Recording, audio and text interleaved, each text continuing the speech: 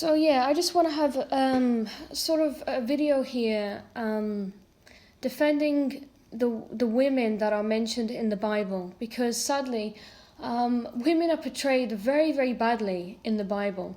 They're either portrayed as good or bad. And the good women are always either virgins, so it's always by their sexual status that they are firstly defined.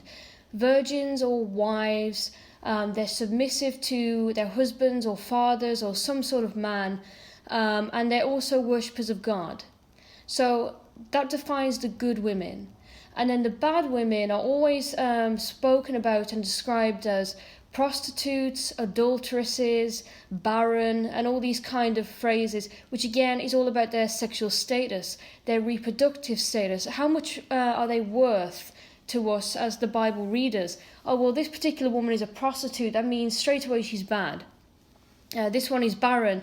Therefore, they used to believe that means that Jehovah disapproves of the woman. It's quite funny because if a man is disapproved of by God, God doesn't punish him by making him impotent. So again, it's this nonsense that makes me think that the Bible is just cooked up by men, like every other religion on earth, and is very, very anti-female. And the good women are always sort of there as a role model to basically remind women of their place in the world. You should be submissive, you should be a good wife, you should be married, and you should be chaste. And if you don't do any of those things, then you are straight away an evil woman. No matter who you are or where you're from or what you do or think, it doesn't matter. Now, there are several examples of women who are portrayed as bad. There are three that I just want to quickly mention. Bathsheba, whom I suppose we all know. Lot's wife. Not Lot's wife, the wife of Job. So Bathsheba, the wife of Job, and Dinah. Those are the three I want to concentrate on right now. They always angered me when they were brought up in meetings or in publications or in any sort of context at all, because they were all three of them portrayed as bad women we should take a warning from, women that testify how pathetic women in general are. As usual, if a man is portrayed as bad, it doesn't mean to say that every man inherently has these same tendencies. It's just that particular guy in particular who went wrong. But when women go bad, it's always sort of like evidence that the governing body in particular, especially Samuel Hurd, who seems very anti-women for some reason, even though they're doing the bulk of the work here when it comes to preaching and things, it's always supposed to be evidence that all women are bad. For example, Eve, the devil picks on Eve and she gives in and she has the fruit, and then Adam eats, not because he's stupid, but apparently because he loves his wife more than God. And so Adam did a noble thing and suffered the consequence, whereas Eve was greedy and stupid and selfish and ambitious, and she deliberately tricked her husband as well. And it's like, really? Is that what people get from this account? It's insane, because as far as I can see, in the story, whether it's fictional or not, that she was picked on because she was the newest one. She was the youngest one. She'd probably never seen a snake before, as they are timid creatures, whatever. Whereas Adam was more experienced, and as he had apparently named all of the animals, he would be familiar with the snake and know that they don't talk. Well, that's if you believe the story anyway. But the first one I want to talk about is Bathsheba, because even in an XJW group, the story of David sort of came up, and she was described as the adulteress Bathsheba, and that immediately got me angry, because yet again, a character from the Bible, whether she was real or not, she's one of the few women that are even named. Even some of the heroes in the Bible, from their standards, they don't bother naming them. It doesn't seem to matter, and they always use the excuse, oh well, it's just because we want to track the heritage of certain characters, and we do that by the father. So even if the mother is amazing, we don't really care because it has no sort of archaeological value to us, which is just bullshit anyway. It's just another excuse to demean women and view them as very sort of wishy-washy, and they're not really important to the Bible. It's the guys who run this show. Now, Bathsheba, in the account in 2 Samuel 11, specifically verses 2 to 4, It starts the story with King David. Now, King David came from a very attractive family. His brother raped his sister. I think his sister's name was Tamar, and the brother was a very bad egg. He raped his sister and was never punished for that. And then he tried to take over his father's throne. In fact, no, maybe that was David's son. Excuse me. I think that may have been David's son and daughter that were involved with this nonsense. And the crime of he raped his own sister. I mean, for goodness sake, what on earth? But the brother was described anyway as very attractive, and his hair used to be very luxurious, and they used to cut it every year and weigh it, and he used to weigh so much because it was so healthy. David was described as handsome. He was what we would say in modern times, correctly, a slut, which means a person who fucks around with lots and lots of different partners at the same time, and doesn't seem to care really about the opposite sex and their thoughts and feelings and give them any consideration at all. And David was in a culture that allowed him to do this without any sort of negative repercussions on him. In fact, men back then were congratulated on how many women they could bed and marry and keep as basic sex slaves and whatever, and baby machines. So David was what I would definitely call a slut.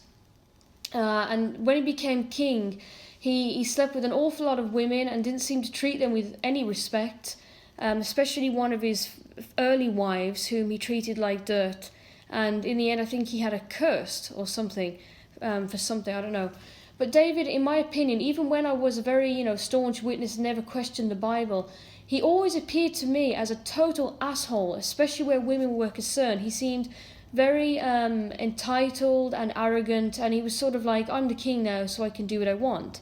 And that is evident in this account here, where he goes up from his bed and walks around the rooftop of the king's house. From the rooftop he saw a woman bathing, and this woman was very beautiful. So David sent someone to inquire about the woman, and the person reported, "Is this not Bathsheba, the daughter of Eliam, and the wife of Uriah the Hittite?" Then David sent messengers to bring her. So she came in to him, and he lay down with her. This happened when she was purifying herself from her uncleanness. Afterwards she returned to her house. Now, that small section there is interpreted wildly by Jehovah's Witnesses with plenty of assumptions. First of all, they assume that she willingly went to David's place and slept with him while her husband was away at war. And it said that this happened when she was purifying herself from her uncleanness, which is too much information that we don't need to know. It's like there is no respect here for women's privacy or their personal habits. It seems to be just knowledge that anyone can know. Oh, she had just finished her period and everyone should know this because that's okay. Whereas men's personal and private habits aren't, they don't really go into that unless they're a bad person, in which one account says that one of the baddies was on the toilet when he got killed. But in general, they don't talk about David's personal habits or his sexual habits or anything like that. But with Bathsheba, it's fine to say that she had just finished her period and that's why she was having a bath. And it's like, what? That is not appropriate to say. And neither is it necessary for this story, or any story, honestly. But anyways, Jehovah's Witnesses say that this account is between two adulterers. In fact, Bathsheba is more guilty because as David was the king and could have whatever woman he wanted, even though that's immoral and abusive, Bathsheba belonged to a man, so she didn't have freedom to sleep with who she wanted or be an adulteress. So she was the worst one, actually, out of the two. And the law said that two people who cheated on their partners or slept with each other outside of marriage should be stoned to death. And not in a good way with marijuana, with actual boulders. And so Jehovah's Witnesses always paint Bathsheba as basically a whore who cheated on her husband with David, and then she was almost like surprised that bad things happened to her, and as punishment she lost her first child that she conceived with David. Now, the way I see it is this. David was the king, and in any story, in any country in history, you know yourself that when the king says jump, you say how high.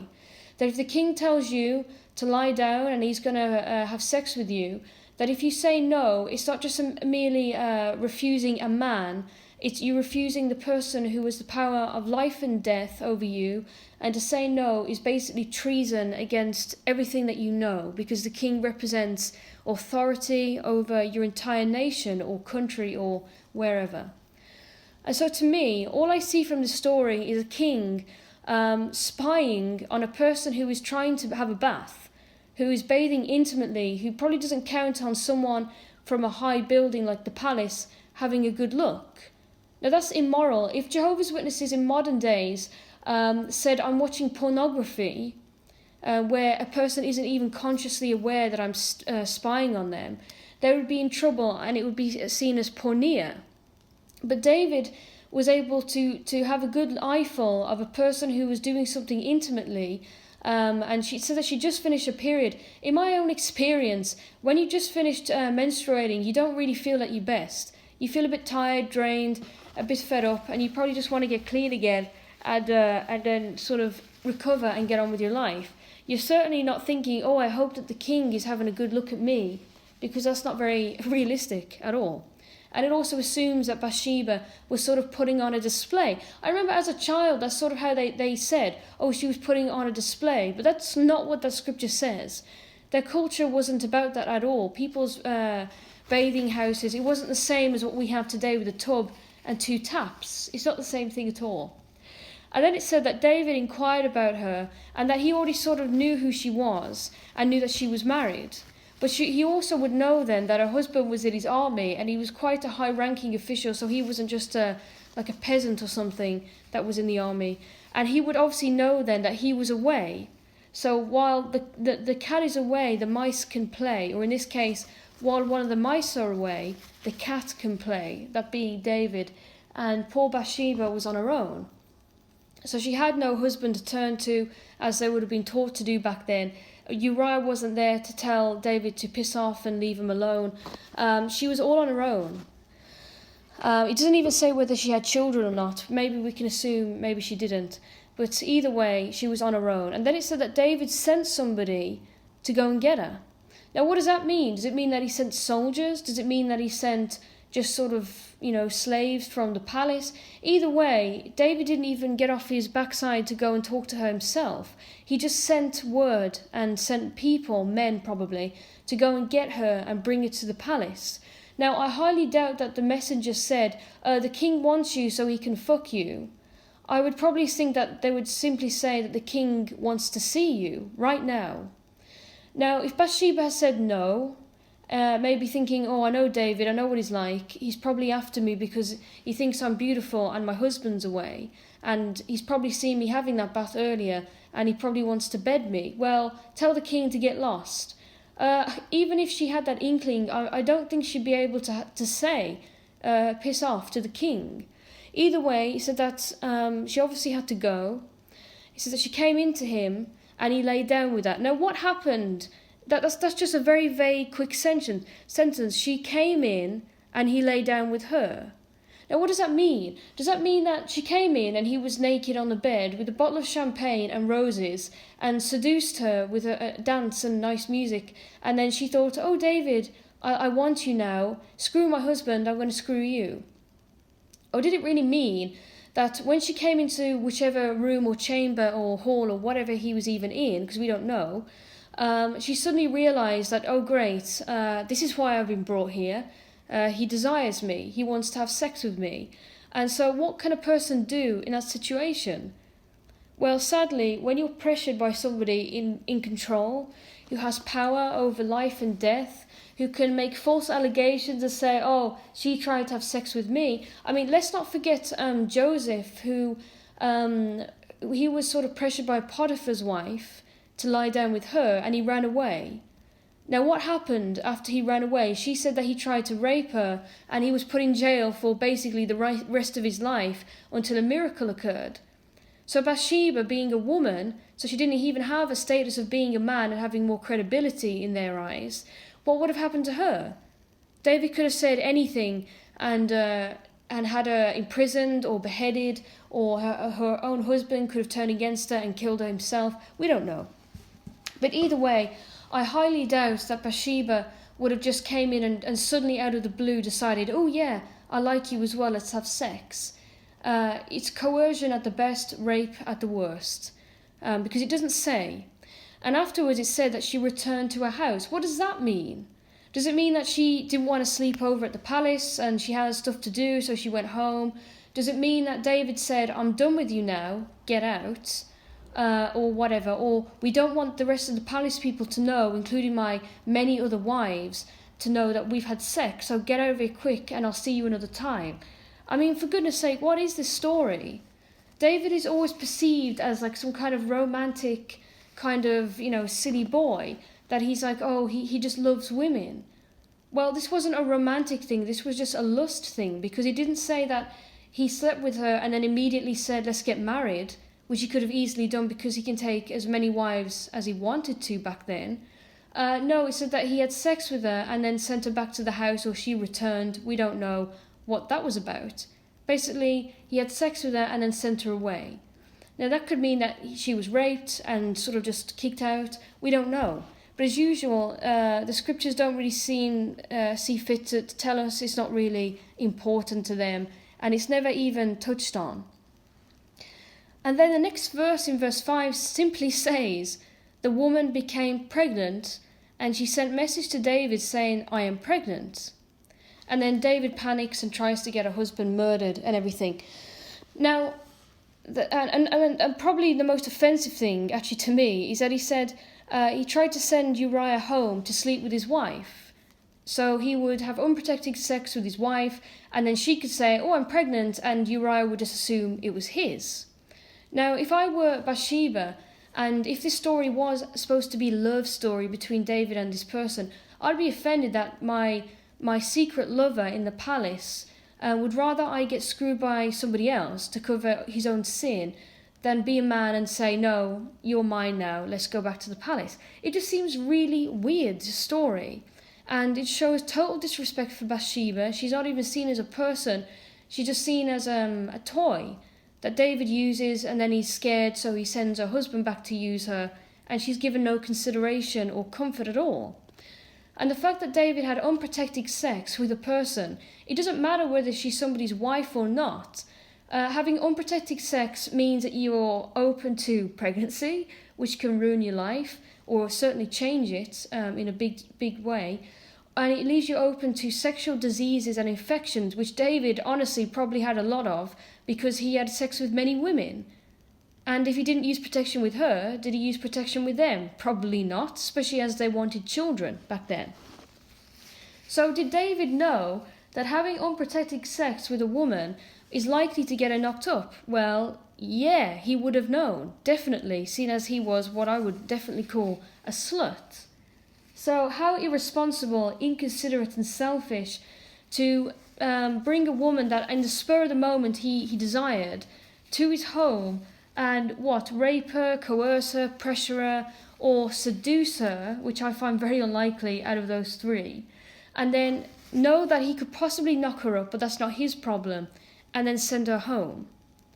Now, that makes no sense to me, and then he suddenly panics, not for her, but for himself, when he finds out that, wow, horror of horror, shock of shock, she's pregnant with his child. And it doesn't even sort of talk about Bathsheba or anything like that, or her thoughts and feelings. Again, that doesn't seem to matter. And then it says, just to make her story a bit better, it says that in verse 24, the archers were shooting at your servants from the top of the wall, and some of the servants of the king died. Your servant Uriah the Hittite also died. And then in verse 26, it says that Uriah's wife, doesn't even name her now, heard that her husband had died. She began to mourn. And that's very sad. It's like, wow, so we don't know how she got pregnant, whether she was raped, coerced, or seduced, but she's in a bad situation and sent home to deal with all of this stuff alone, and now her husband is dead. And the next thing, David sent for her and brought her to his house, and she became his wife and bore him a son. So her happy story, her happy ending was that she got to be another wife to a king that had used her and abused her, and got to stay there and continue to be impregnated by somebody whom it doesn't even say she liked David. In none of this story, nowhere in this story does it say that she even liked David, or fancied him, or thought he was cool, or was impressed. But all it says that David liked her because he thought she was sexy and knocked her up. But to me, it's like, wait, what? How come Bathsheba is suddenly the bad guy in this story? And when it said that Jehovah was displeased with David, it wasn't even because it was from, oh, you used and abused Bathsheba, and she's a human being, and you just used her as a toy.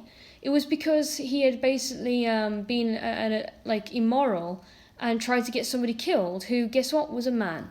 So Jehovah apparently is only concerned with men and their activities, doesn't really care about women and their thoughts and feelings or their lives. Doesn't seem to matter. Or their bodies either. They're just collateral damage to the glorious and noble lives of men.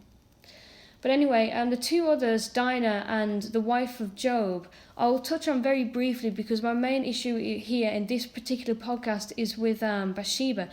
But quite quickly, the wife of Job. Now, Job was a faithful man of God, and Satan took issue with him and said to Jehovah in heaven, apparently in some kind of parliamentary meeting, Job only serves you for what he can get out of you. Jehovah says, no way. And Satan says, let me prove it then. I'll take everything away from Job, and let's see if he still loves you at the end. So Satan proceeds to punish Job by murdering his children, all of his property is taken away, he himself is struck down with boils and illnesses, and Job is in a pretty bad state. And everything is always focused on Job. His wife, whom I didn't even know he had a wife when I was a kid reading this story, until suddenly she was mentioned, and I was like, oh, okay, so isn't she upset that all of her kids have died? Is it fair to punish her for something that is nothing to do with her? This is about Job and God and Satan. But who cares about her and her feelings? Obviously, Job is more important, and it's him we're focusing on. Now, we only know about Job's wife because she infamously says to her husband, curse God and die. And we all are supposed to think, oh my days, what a horrible thing to say, what a horrible wife she was, how satanic and ungodly, maybe she should have cursed God and died. He just made Job's life a whole lot harder, what a selfish, horrible wife she was. Now, I was always taught that was the way we should interpret the story of Job's wife, until one day I suddenly realised, hang on a sec, Job's wife was absolutely distressed. In that culture, women had absolutely no rights compared to men. Their thoughts and feelings and bodies were not given any consideration. The fuss was always made of the men. So Job had 3 comforters and like a real friend who was trying to help him, and probably had support from other members of the community. But it never says whether Job's wife had any support when all of her children were killed and their livelihood was taken away. And then at the end of it, her husband was given a terrible disease from which he may die from. And either way, she would be very distressed and probably depressed and maybe even suicidal. We don't know because, again, it's not even mentioned. Even her name isn't important enough to be mentioned.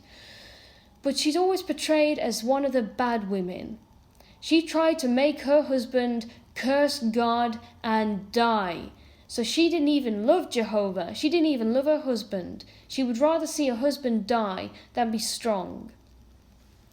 When in actual fact, what she was saying was, it's really hard to cope with what we're going through. Maybe it would be better if we just died. And the easiest, quickest way is just to blaspheme so God himself would strike us down and we would end this misery.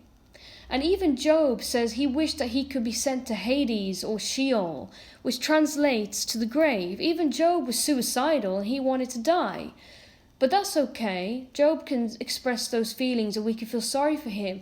But when his wife says, I wish that we could die, or at least that she wishes that she could die, or her husband could just be put out of his misery, we now have to look at her like she's Satan in the flesh. And it's so unfair that she's given no consideration, her thoughts and feelings are not considered. She's actually considered the bad guy. That if we could be transported to that scenario where we're confronted with Job and his wife, we would what? Throw stones at his wife? and say, get out of here, how dare you be so mean to Job? What about Job? What about his thoughts and feelings? What about God? Who are you to be sad?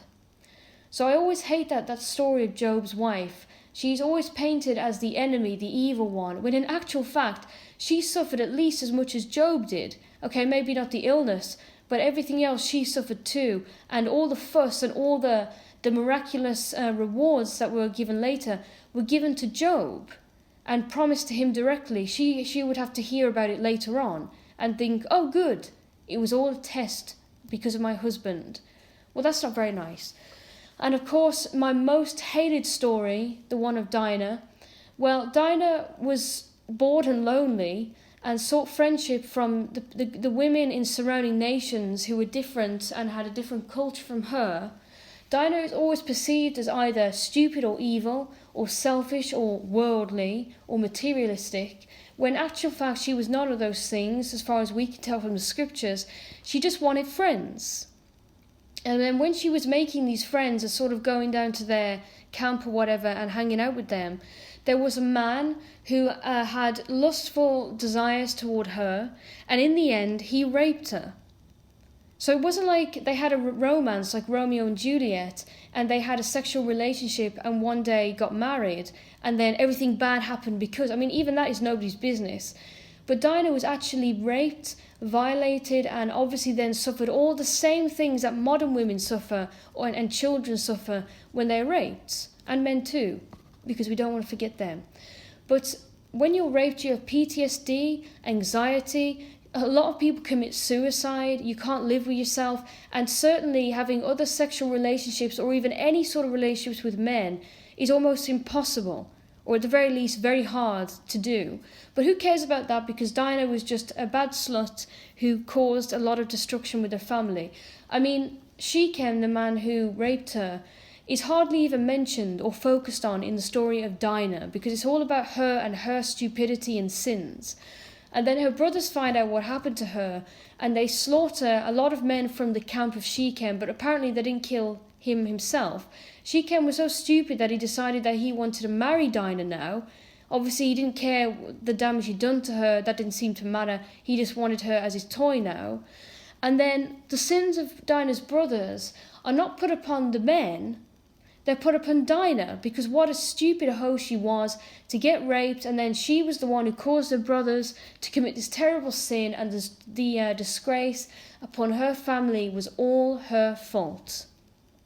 Now, if that was a modern day story in the news, that a young woman was at a bar or in the park or at school or at college or wherever at work or minding her own business or meeting up with friends, and a guy that sort of knew her took advantage of her and raped her, and while she was suffering, and then afterwards all the aftermath that happens and the suffering that literally never ends, it may get a little bit better or reduced, but it never actually gets better, it never heals. Her family members or male friends kill certain guys who were involved, and then that's in the news. Do you think that people who criticize the victim and say it was all her fault that all this happened, do you think that those kind of people would be seen as they are correct by people with a brain? Well, hopefully not, because we know in modern society we accept that victims of rape or murder or a robbery or a mugging or assault in any sort of way, they are not to blame for what has happened to them. They haven't done anything, something has been done to them. That the perpetrator should not be forgotten about or pushed to the side just so we can focus on the victim here and blame everything on them. That the person who did it, it's their fault. And then if your male friends decide to commit murder on your behalf, well, they maybe do something noble that we can secretly think, well, good for them. But they weren't forced or coerced into doing that murder. They knew what they were doing and they did it. And so if anyone is to take responsibility for that, it should be them. You don't then say it was the victim's fault. So again, I hate the story of Dinah and the way it is portrayed as it's a warning to particularly sisters from going off into the world, because it was her stupidity and sin that, she paid for it by getting raped, and then she paid for it again by being responsible for the murders of all these men that she didn't do, or it didn't even say that she incited them to do it. It didn't say anything. What happened to Dinah after she was raped? Did she kill herself? Was she depressed for the rest of her life? Did she decline to get married because she was scared of men? Did she even go home? What happened to her? Did she get a disease? Did she get pregnant? It doesn't even say, because guess what? Nobody cares about Dinah. They only care about warning people off and using her as a warning and as, again, one of these bad women. So, yeah, I mean, let's look briefly at some of the good women. Mary was good. Well, we don't know anything about Mary except that she was engaged to a guy called Joseph, and that Jehovah apparently saw that she was fit enough to bear Jesus. So without her consent or knowledge, suddenly she was knocked up and had to deal with the disgrace that could have gotten her stoned. And it was only because her husband-to-be was so nice that he was going to divorce her secretly. Now, back then in that culture, if you were engaged, it was as good as being married. So you don't just merely break off an engagement by saying, sorry, baby, I've changed my mind. You would actually have to get a divorce from the person that you were engaged to, because in their eyes, promising to get married meant that basically you were married, but you weren't allowed to have sex or live together until the actual ceremony made it legal. But in the eyes of your community, if a man and a woman are engaged, they are a couple, they are married. They're just waiting for the legal sort of confirmation for that. So Mary could have been stoned to death for being perceived as, again, an adulteress. I mean, even if she said, I was raped, well, people may choose to believe it or not. It doesn't really matter. Who cares? But Mary could have been killed for that. But she's perceived as being the good one just because she was a happy baby factory for God. And then you have other good ones like Rahab, who was a prostitute, who saved 2 of God's men and said something like, we know that God's people are chosen, and she was spared death. So she was a good one. But then they always sort of say, by the way, she was a prostitute, so don't like her too much. And then the woman, I forget her name now, who saved her husband, who was a right pig, from David. I think her husband's name was Nabal. I think her name was Abigail, actually. And David was going to kill her husband because he was an asshole. And David's answer was, let's kill him, because guess what? David was an asshole as well. And Abigail stopped him. And because David respected her, the way he shows respect to women is by having sex with them. Wow. And so he took her to be his wife, and wow, that was David's way of showing respect to women whom he approved of for 5 minutes. But again, she was considered good because she saved her husband's life, so she did her husband a service, and because she was respectful and submissive towards David, and she was brave. And that was it. So she didn't actually do anything particularly amazing in the eyes of men. It was because she was submissive and because she shielded her husband, even though he was an asshole and probably abusive towards her. But who cares about that? As long as she was a dutiful wife, she was a good person. So yeah, one of the reasons I left the cult, definitely, and one of the reasons that made me rejected even when I was a teenager and didn't realise that leaving was even an option, was the disgusting way in which women are portrayed and abused by even modern day Christians. And they're sort of put into those 2 categories as good virgins or wives, or bad sluts and barren or whatever, or prostitutes. That to be good, you have to be a submissive wife or virgin. If you're bad, you are a disobedient or independent thinking slut, prostitute, adulteress, or you're barren, which means that God disapproves of you. So yeah, if you are a female listening to this video and you are still within the organization and you actually have respect for yourself and other women and girls, particularly if you have daughters as well, and you actually really believe in equality for women when it comes to being the same as men and having the same opportunities and be given the same respect and consideration as guys are, why the hell are you in that religion? Because it values you if you are good when it comes to sexual matters, and it values you as to how submissive you are towards men. And that's it. And of course, if you worship God. and that's it. So really think twice, 3 times, 4 times, 1,000,000 times about why you are still in that cult, or religion, if you prefer to think of it as in that way. And if you're a guy and you have female relatives or friends or just women in general that you obviously know that are still witnesses, really think about getting them out for these reasons. Not just because, the witnesses are mean or they teach lies, but just the way that when they are on full power, being witnesses to the very best they can be, they still treat women like dirt, sadly. And even the good versions of women's stories are always patronizing and depressing, and always have that message of be in your place, know what your role is in the world. And think about that. And if you are too interested in equality between men and women, reject that nonsense that comes out of that cult and the Bible itself. I honestly used to believe that, I can be out of the Jehovah's Witnesses, but I can still believe in the Bible. But now I'm thinking, actually, all of the Bible should be put into the bin, and the religion itself should also obviously be put into the meat grinder for the crap that it teaches that is so damaging for women and little girls the world over. But yeah, really think about that. And do try and get females in particular out of that religion, because it's very, very abusive and hateful towards women. And they often disguise it as, we love you and this is just for your own good. Well, they used to say that to black people who were slaves as well. Well, we house you and we feed you and we teach you your ABCs if we feel like it. Therefore, we love you. Therefore, you should stay slaves and not complain. Well, the organizations basically say the same thing to women. So get out of there ASAP if you can. But anyways, again, thank you for listening to my videos. Thank you to everyone who's listened to the one I uploaded today, which is more attractive by the nice view for once. And please keep commenting, keep subscribing, and put down your own experiences, your own thoughts, if you can, in the comments. See you guys again, and peace out.